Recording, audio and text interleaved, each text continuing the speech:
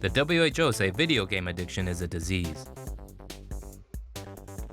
Video game addiction is now a disease, according to the World Health Organization, and it's being called gaming disorder.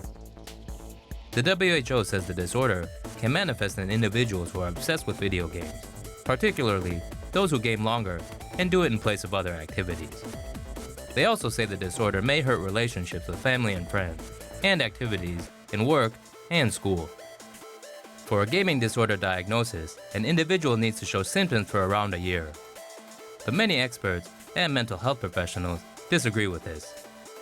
In a December 2016 paper, experts refuted the WHO classification, saying the definition should be removed to avoid a waste of public health resources, as well as to avoid causing harm to healthy video gamers around the world. They make a good point. Just imagine how high the healthcare and insurance bills would be if the disorder was treated as the WHO classes. Here's more gaming stories. Gamers help science big time. More than 250,000 gamers have helped one of America's leading universities find out more about neurons. The Princeton University EyeWire project saw 265,000 gamers help map more than 3,000 neural cells into a digital museum. How did they do that? Well, put simply, they gamed. The research project had players tracing out the structures from ganglion cells in a mouse's eye. Princeton research scholar Shang Mu said these cells are the connection between the retina and the brain.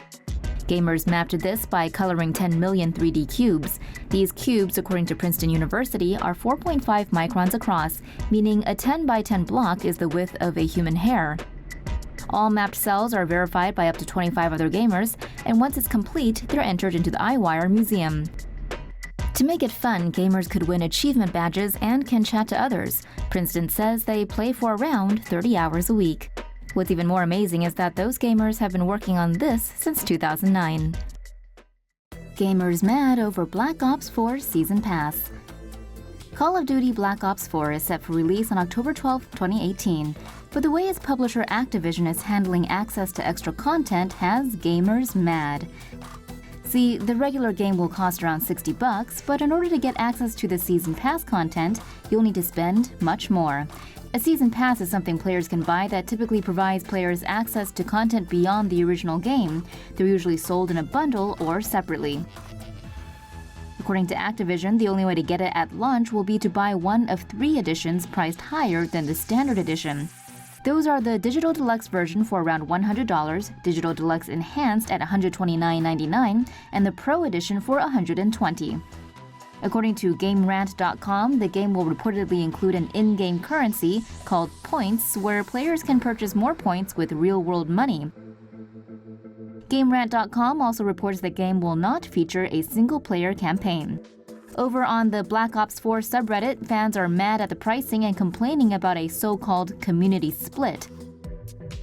Basically, what version of the player multi-game you own will determine who you play with. From what we can tell, those who own the $60 version will not be able to play with Season Pass holders on all content. And that's all happening as Battlefield 5, Black Ops 4's competitor, will be released around the same time with 2 editions priced at $60 and $80 and no pass for other content. And all those gamers will be playing the same maps. Wonder which game will shift more copies. Will Red Dead 2 be pay to win? Red Dead Redemption was one of the games of the last generation. The 2010 game is still solid by today's standards. Its sequel is due out this fall.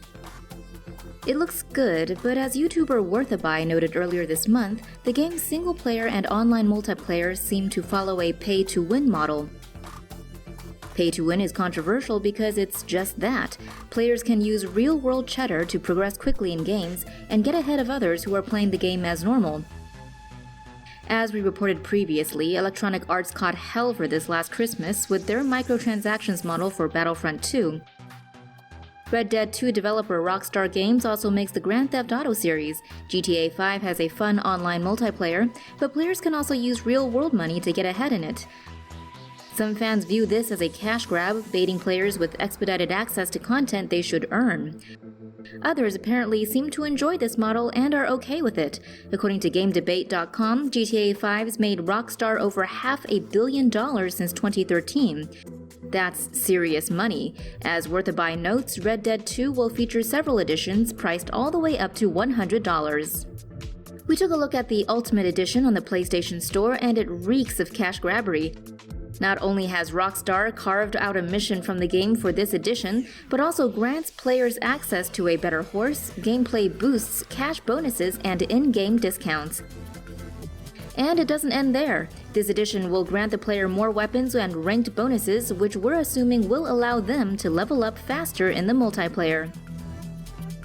Oh, and a pre-order of this also gets the player $2 million in GTA 5 money. Is this truly the future of gaming? Well, only if it sells. PlayStation players will also get access to some exclusive content first ahead of other platforms. No word on what that is, but going by all this, we reckon it'll be a bonus battle royale mode similar to PUBG or Fortnite, with horses.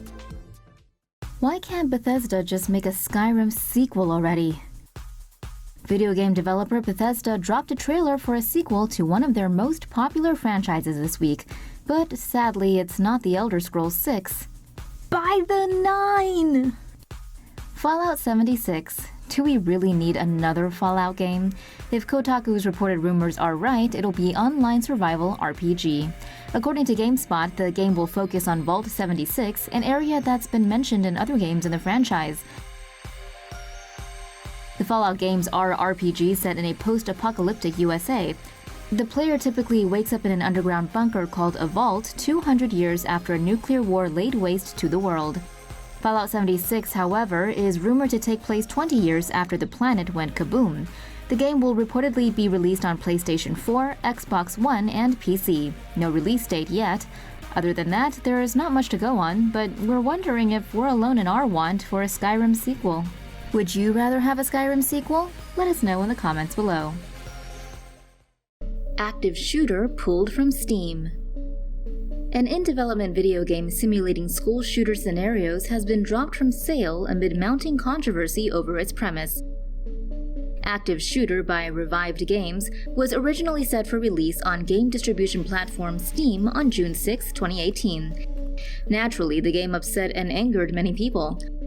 According to CNN, mothers and fathers of victims in the Parkland, Florida shooting criticized the game, as did lawmakers. Valve Corp, owners of Steam, pulled the game, its developer and publisher, from the platform, but apparently not because the game was controversial. A Valve rep told Kotaku the following, quote, "This developer and publisher is, in fact, a person calling himself Ataburiev, who had previously been removed last fall when he was operating as BC Interactive and Elusive Team."